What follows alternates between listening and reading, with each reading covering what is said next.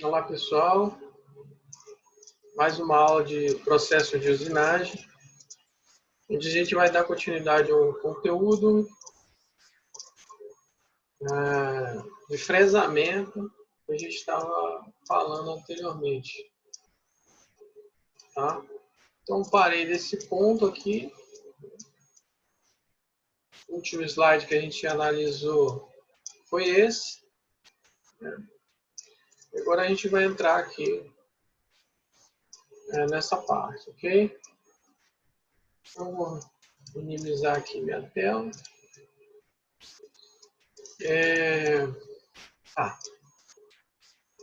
Então, essa parte aqui relacionada a toda aquela análise, né, que deve ser feita antes de eu iniciar qualquer processo de usinagem, qualquer planejamento de processo, especificação, né, deve ser analisado esses itens aqui. A gente já vem falando sobre isso, desde usinabilidade, né, que é um conteúdo geral, que envolve todos os processos. Então, também falamos sobre isso em torneamento, o que é mais uma reafirmação sobre isso, né? O que deve ser observado são chamados parâmetros aí de usinagem, fatores relacionados ao processo de usinagem que deve ser previamente estudados, definidos, tá? O primeiro deles é o processo em si, a forma geométrica desejada na peça, já que é um processo que tem como objetivo mudança de forma, né? Então, a característica de usinagem aqui que eu vou fazer, né, é importante, tá? Analisar aí a forma geométrica que eu quero, né? Se é superfície plana, se são cavidades, paredes finas, se são canais, né? Que eu vou realizar. O material que eu estou usinando, aí já falei sobre as classes, né? Várias vezes. Então, nós estamos relembrando aí. Tolerâncias que são necessárias ao processo. Isso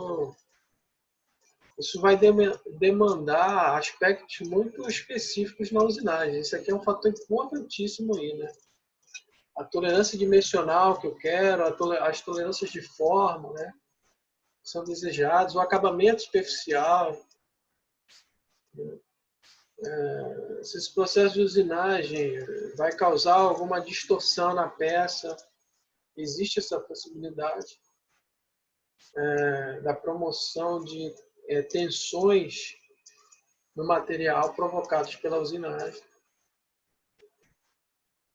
E essa integridade da superfície. Tá? Então, alguns parâmetros.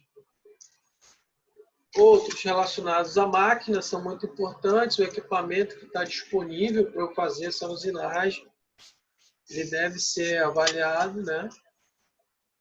Constatada aí qual é a potência disponível desse equipamento, quais são as condições de estabilidade dele, né? Ele vai me garantir isso. Isso pode permitir uma determinada tolerância, uma rugosidade ou não, né? Então, isso é importante aí. Se o eixo de usinagem é horizontal, vertical, tipo e tamanho difuso, né? Número de eixos da configuração do equipamento, que é a possibilidade da movimentação da peça, do eixo, é a questão de quem se gira a ferramenta, se gira o eixo, caso do torneamento, fresamento, torno-fresamento, freso-torneamento. Então,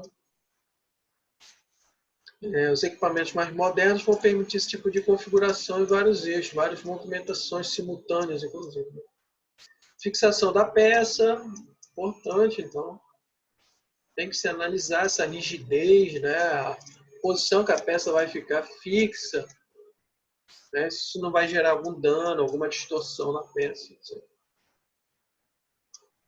Sistema de fixação, da própria ferramenta, porta-ferramenta,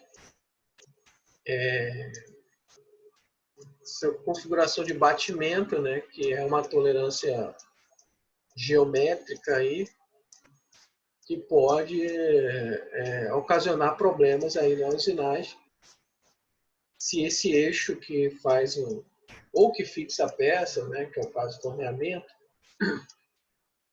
ou que fixa a ferramenta, que é o caso do fresamento que a gente está estudando.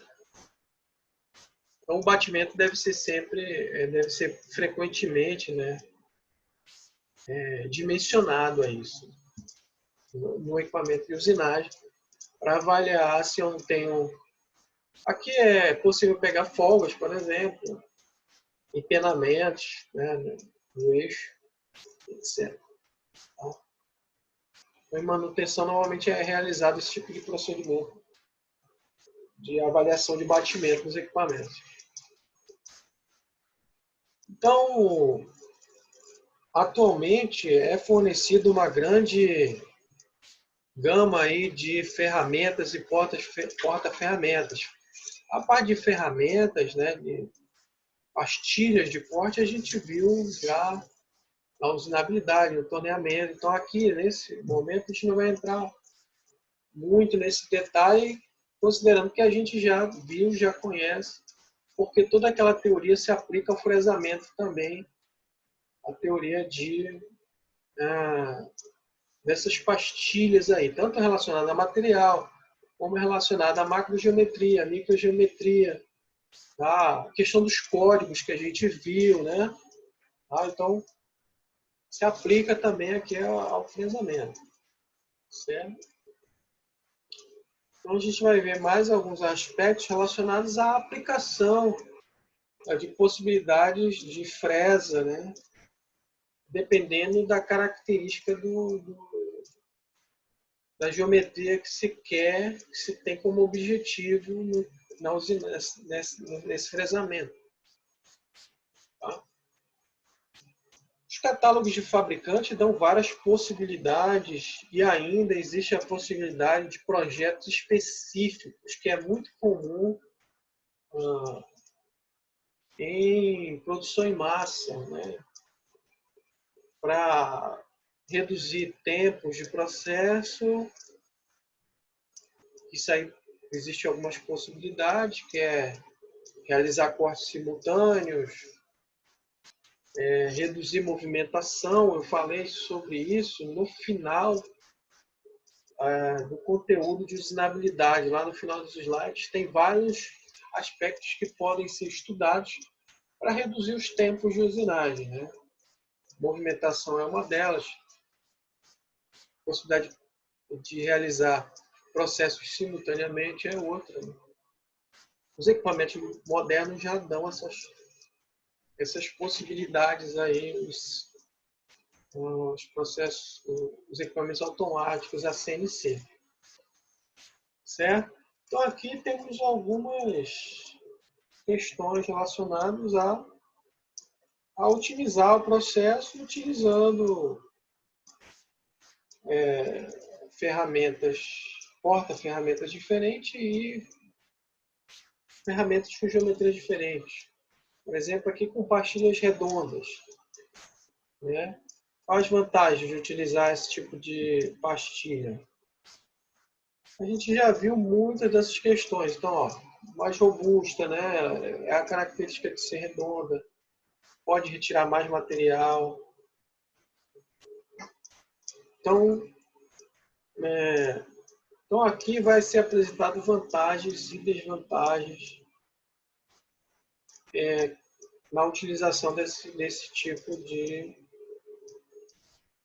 nessa configuração, certo? E alguma aplicação específica. Então, isso aqui, você vai pegar um catálogo de fabricante. Então, os próprios catálogos de fabricante de ferramentas de usinagem são muito técnicos, né?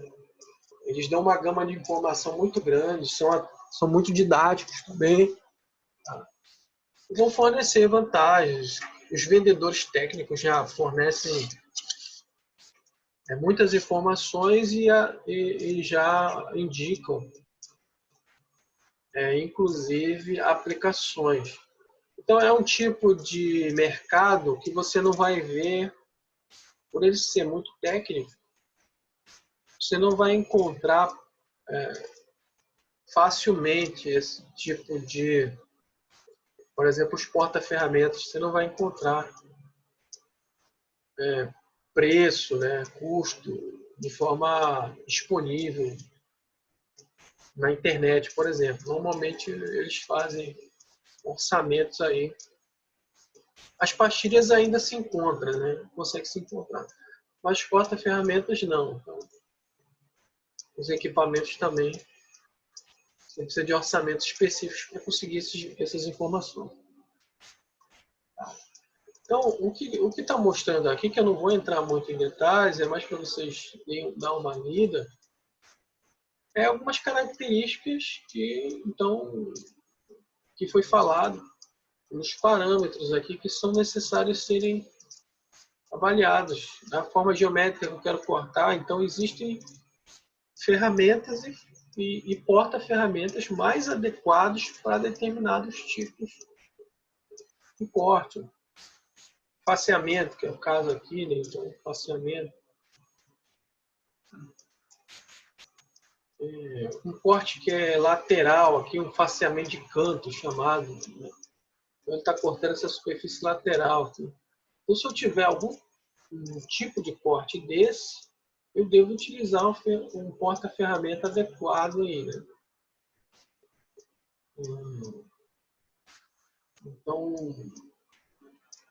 na indústria, para se otimizar, normalmente são realizados somente um corte, né? Mas isso é muito relativo, porque às vezes, como falei, utilizar o mesmo porta-ferramenta para vários tipos de corte reduz o tempo, né, de troca de ferramenta, de troca de máquina, né? Colocar em outro CNC, né? Então, essa retirada da peça do CNC, colocar em outro, é um fluxo, isso vai gastar tempo.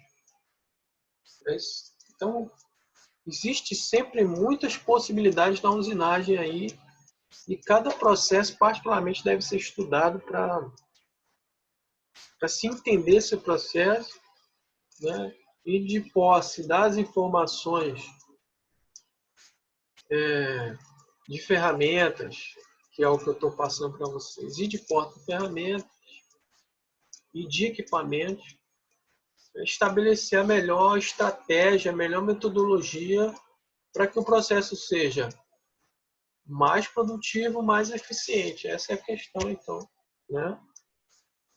E aí, nessa análise, o próprio consumo de energia vai entrar, né? Tá? Quantidade de movimentação. Lógico, você vai adquirir um equipamento, pode pensar nisso, mas você já tem um equipamento, precisa entender quais as possibilidades que esse equipamento vai te fornecer. Então, isso aqui também, de forma geral, a gente já viu em algum momento, mas é importante relembrar essa parte. Tá?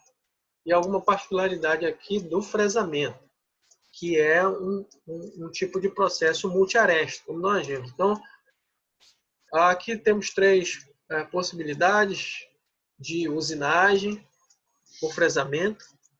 É leve, né, que normalmente está ligada a pouca retirada de material, acabamento, condições de acabamento, né? Então isso vai requerer o quê? A menor quantidade de ferramentas, de arestas de corte. Veja que aqui tem 3, aqui tem 4, aqui tem mais, né? 6. Então, uma regra geral é, quanto mais pesado o tipo de usinagem, que é o caso do H aqui, de fresamento, maior a quantidade de arestas. Então, isso basicamente é uma regra aí da usinagem, do fresamento, tá? Vou retirar a maior quantidade de materiais, que é o caso da usinagem mais pesada, né? Ter mais arestas de corte e arestas mais fortes ainda, que é o que a gente está vendo aqui no detalhe da microgeometria da ferramenta. A gente já falou sobre isso também, né? Observe aqui que na leve, a L, ó, a ponta é bem fina, né? Aqui ela já fica mais robusta, que é médio. E aqui, bem mais robusta aí, né?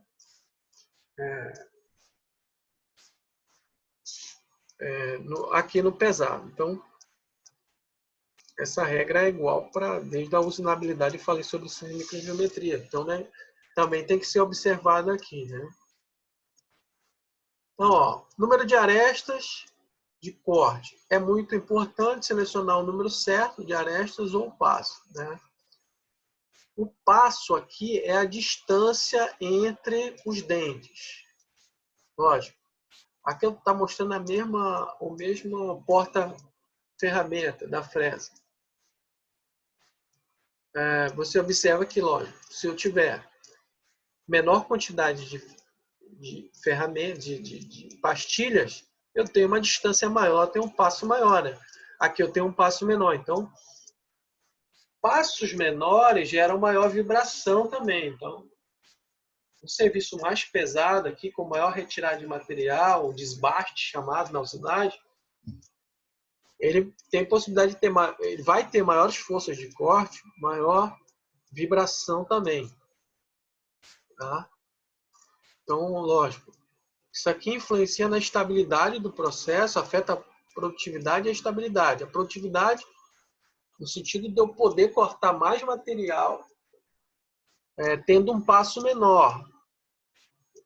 E também lembre que o pesado, o H, né, ele é para cortar mais material e também para materiais mais duros, né? São materiais mais duros, vão exigir a maior quantidade de arestas, tá? Para cortar também. Então, isso afeta a produtividade porque eu vou poder retirar mais material, lembra? Taxa de remoção. E a estabilidade, isso aqui gera mais vibração, né? Mais ferramentas geram maior probabilidade de vibração do equipamento.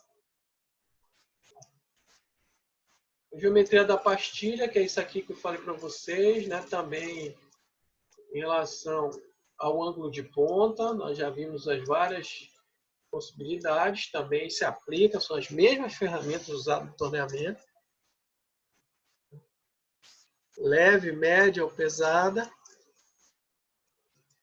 Escolha o maior diâmetro difuso possível. Então, o maior diâmetro difuso é isso aqui. Nós vimos do porta-ferramenta. Há várias possibilidades. Quanto maior o diâmetro, quer dizer que ela tem maior estabilidade. Vai ficar mais larga. Então, formação de cavacos por meio de posição da fresa. Então, no fresamento, a retirada de cavaco não é uma questão tão crítica, né?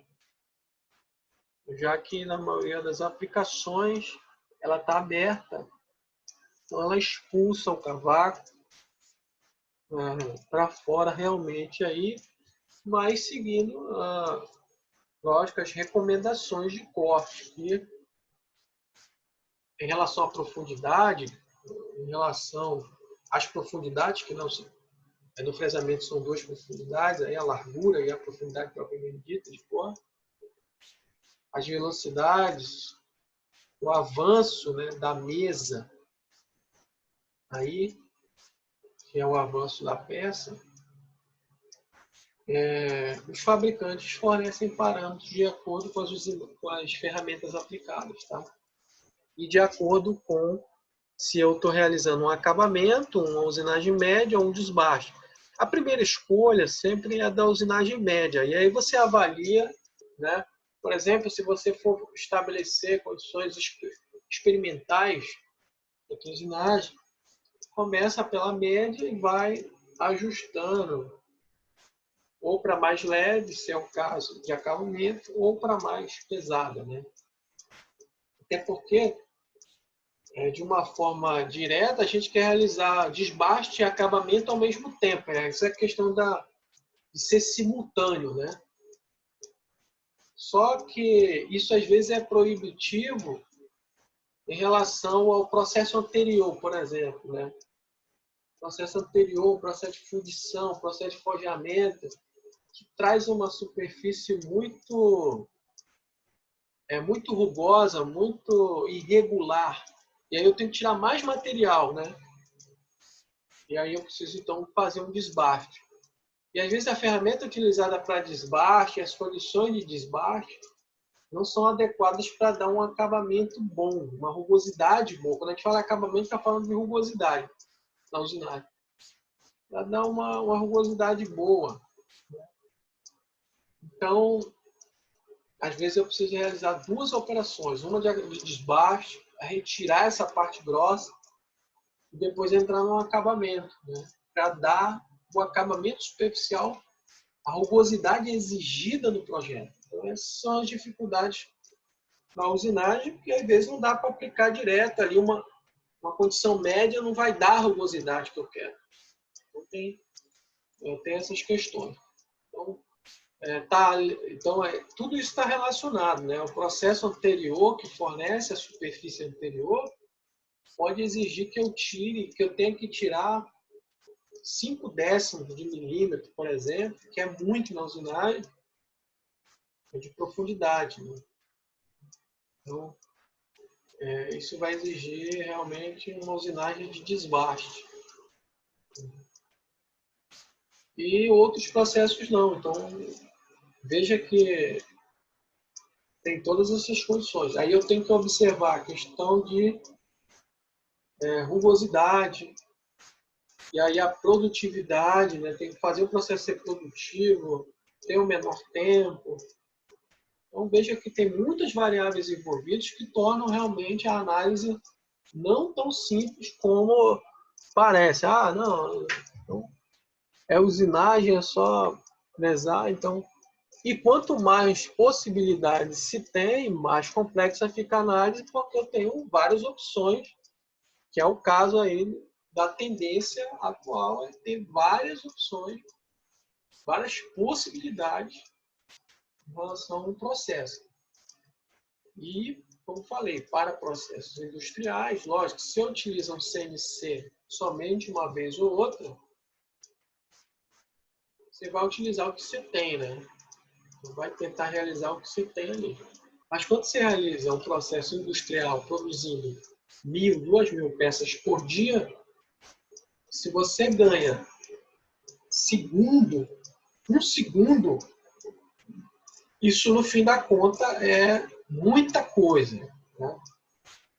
Custo é outra questão que vai ser muito importante nos processos de usinagem. Então, reduzir um segundo é muito tempo. Reduzir um segundo em cada peça vai dar 1.000 segundos no final de um turno. Então, a mesma coisa é reduzir 1 centavo em cada peça, vai dar R$100 aí em um dia, 300, desculpa, 3.000 um mês e o acumulado vai dar muito. Então, essas contas que tem que se fazer, porque às vezes se acha que um segundo não. Então, a indústria vai trabalhar com esse segundo, querendo ganhar esse segundo, que é muito importante aí, né? Os próprios setups, né? Então, como eu falei, reduzir os setups, por exemplo, já é tanto reduzir o tempo de setup como a quantidade de setups já vai ter uma grande influência na redução dos tempos, né, produtivos aí. Tá? O fresamento concordante, a gente falou sobre ele, é sempre a primeira escolha, né, por causa da vibração, então a estabilidade, né, o fresamento concordante, né, onde a fresa gira no mesmo sentido da mesa, né, no mesmo sentido da peça. Então o choque é menor nessa condição. Mover a fresa para fora do centro é aquela questão, não pode estar alinhado, né? Eu falo sobre isso. ou você deixa ela para um lado ou para o outro, né? Aí vai depender do que você está cortando, o tamanho o diâmetro do seu fuso. Use uma fresa com um diâmetro entre 20% e 50% maior que o corte. Então, veja que a área da fresa tem que ocupar no máximo 80% da área cortada também. Já falei sobre isso. A fresa tem que sobrar aí 20% do diâmetro dela para fora, né? Não pode ser alinhado e ainda tem que sobrar pelo menos 20% para dar a condição de estabilidade, né? Jamais usar 100% do diâmetro da fresa para realizar o corte e manter a estabilidade, lógico. Isso é a condição ideal, tá? Menor do que isso também gera baixa eficiência, né, no uso. Então, essa é a condição. E aqui está mostrando algum detalhe sobre isso, né? Por exemplo, aqui, ó, estou cortando toda essa largura aqui, ó. Então, o centro aqui não pode estar alinhado com o centro da peça. Essa é a questão, né? Essa linha aqui, que é a linha de centro da fresa. Deixa eu bater aqui. Né? Então, já expliquei isso, né? Essa linha de centro da fresa não pode estar junto com a linha de centro aqui da fresa, né? Ok?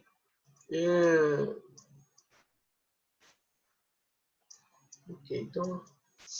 E também aqui o 80%, né, tem que ser esse diâmetro. Veja que não está sendo utilizado todo o diâmetro, né, da fresa, que é o ideal, no máximo 80% da utilização do diâmetro aqui. Ó. Então tem que sobrar 20 aqui fora para dar a condição de estabilidade. Aqui também a gente pode ver o fresamento concordante, né, que é, ó, veja que ele está girando nesse sentido aqui, ó, né? Que é o mesmo sentido de movimentação da mesa, né? É o giro que é no mesmo sentido da movimentação da mesa. Os equipamentos modernos, a fresa pode se movimentar ou a mesa, né? Então, mas seguindo o tradicional, então o movimento seria ou a fresa nesse sentido, que é o que a seta está dizendo aqui, né? Assim, a fresa se desloca nesse sentido, a mesa, aqui é a peça, né? Então a peça estaria se deslocando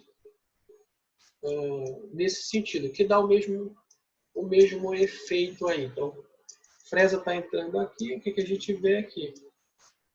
Ele está girando nesse sentido, então, e a ferramenta está andando no mesmo sentido. A peça está andando no mesmo sentido do dente aqui saindo, né? Ok? Ela está vindo nesse sentido aqui e não no sentido contrário, né? Que seria o caso dela ir no sentido contrário, ok?